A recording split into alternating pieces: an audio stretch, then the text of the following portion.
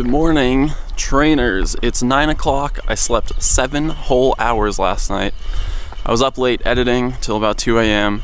and I ran my computer battery down to nothing. So I'm heading down to the lodge right now to see if I can plug in and finish editing yesterday's vlog before we head out for the day and do some hiking and whatever else we're gonna do. So hopefully I'll be able to get that vlog done for you. I'm not sure if I'll be able to upload it. So worst case, you'll be seeing this sometime Saturday. But that's the plan for now. Let's see how it goes.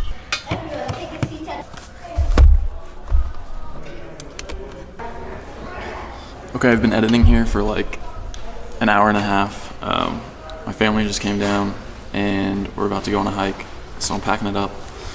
I'm gonna export this video later and again, hopefully upload it before the end of the day today.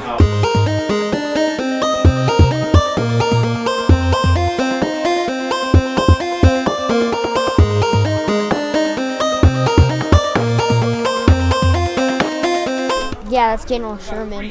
Which one? I have no idea.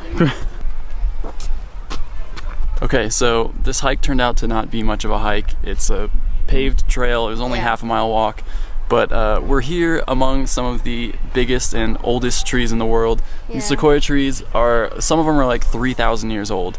And the main attraction is the General Sherman tree, which is, according to the signs we've read, the biggest tree in the world. Like 257 feet tall. It's big. I still have no phone service, so I'm not playing any Pokemon Go. What Pokemon do you think you would find here, Nick? There would definitely be plenty of grass types, maybe some ground types, definitely some bug types also. And I think if there was ever a location for Celebi, this would be it. The largest tree in the world seems like the perfect place for the protector of the forest to be hanging out. So maybe we'll see when second generation gets added, when we find out how legendary events work. I mean, I guess it wouldn't work here because no one has phone service, but I still think it's a cool spot. We're all heading down to this lake. Everyone's gonna swim. I heard there might be a cafe with some Wi-Fi down there, so hopefully we can get you guys some gameplay for today. Let's check it out. Okay, we made it. The cafe is supposedly down at that end of the lake,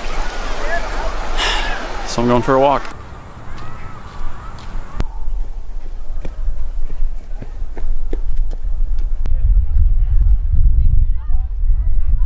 Oh, if we had a concert. Miley, the french fries are ready. Miley. Okay, I walked into the middle of a summer camp. All the Wi-Fi networks are closed. There's one open network, but you have to pay for an access card. And I don't really have time to stay here that long. It wasn't a short walk to get here, so I really need to just turn around and head back to the family. I know there's another place up the road that should have Wi-Fi, so I'm gonna go check that out.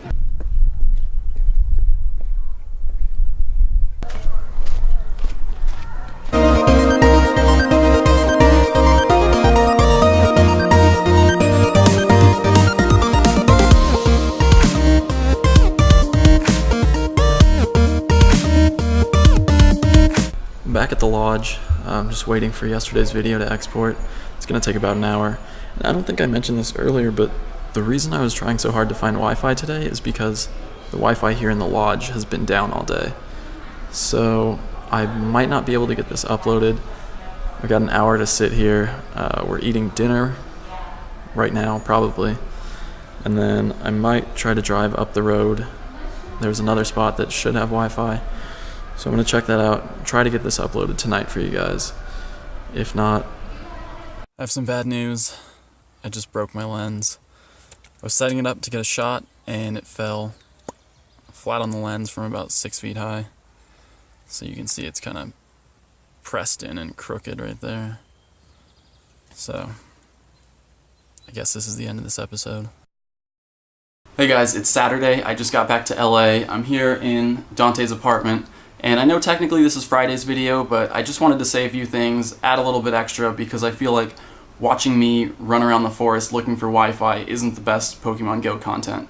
So first things first, I just got back on Wi-Fi and I can't believe how many views our first episode has gotten. So thank you guys so much for watching, and seriously, thank you so much to everyone who's subscribed so far. We're getting really close to 10,000 subscribers, and we're going to do a special giveaway when we hit that number, so make sure you stay tuned. So since this video is about camping with Pokemon Go, I want to share a few things that might be helpful for anyone who's planning on doing this. Obviously, I didn't have service at all where we were camping, so the first thing you're going to want to do is to check your carrier's coverage map. I checked mine. I was kind of right on the border of service, and there were some parts of the park where we were driving through these windy roads, and for a second I would get service. So it was really spotty, and obviously I didn't have service where we were staying. So definitely check your coverage map before you go out into the wild. The next thing I want to show you guys is a way to find out if there will be Pokestops and gyms where you're planning on going. Right now there's no online map of Pokestops or gyms for Pokemon Go, but you can use the Ingress Intel map to get a good idea. So you're going to want to go to ingress.com/intel, and you will need to make an Ingress account for this. It's really quick and easy, so just do it. Okay, so this is what the map looks like, and basically it just shows you where all the portals are in the entire world. And for those who don't know, Ingress is Niantic's first game, and all the location data for Pokestops and gyms comes from portal locations in Ingress. So I'm going to go ahead and search up Sequoia National Park. Okay, this is a big park, so I'm going to have to scroll around and look for where we were staying. So if you zoom in close enough, you can see there are actually some portals here in the park. This one's at a post office, which I remember we passed that. Welcome to Giant Forest. So if you are planning on going somewhere and you want to find out if there's going to be Pokestops or gyms there, you can always use the Ingress Intel map to do that. One more thing I want to talk about is power. When you're out in the woods or in the desert or in the mountains, obviously you're going to need a source of power. You can bring a power bank, but a lot of those are fairly small and will only charge your phone a handful of times, so if you're planning on staying out for more than a couple days, you're definitely going to want to find another solution. So I'm going to talk about this, which you might have seen in yesterday's video. This is a Goal Zero Yeti 150, and it's basically a giant portable battery. I bought this last summer when I was traveling and living in my van, and that's a story I'm going to talk about another time. They can charge a phone 15 or 20 times. It has USB ports, a 12-volt outlet, and a regular AC wall outlet, which is great for charging your computer. This one will only charge my MacBook once, so if you're planning on bringing a computer out, which you probably shouldn't be unless you're trying to edit videos, you're going to want something bigger than this, and they do have bigger options, but they get pretty expensive. The other option, if you want unlimited power when you're out in the wild, is a solar panel.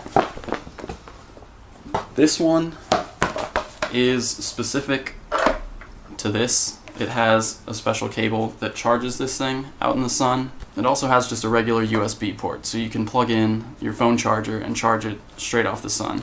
This panel is actually pretty expensive because it is specific to the Yeti, but there are cheaper options. You can get them for as cheap as $50 on Amazon, and I'll actually put a link to one that I recommend down in the description. So hopefully that's some useful information for you guys. Thank you for watching. If you haven't already, go ahead and hit subscribe for more daily Pokemon Go uploads, and we'll see you in the next episode. Yo. What happened? You playing Pokemon Go? Yeah, man. You playing Pokemon Go? I'm not playing Pokemon Go. Of course I am. You playing Pokemon Go? Yeah. We're all playing Pokemon Go. I can't. We're all playing it.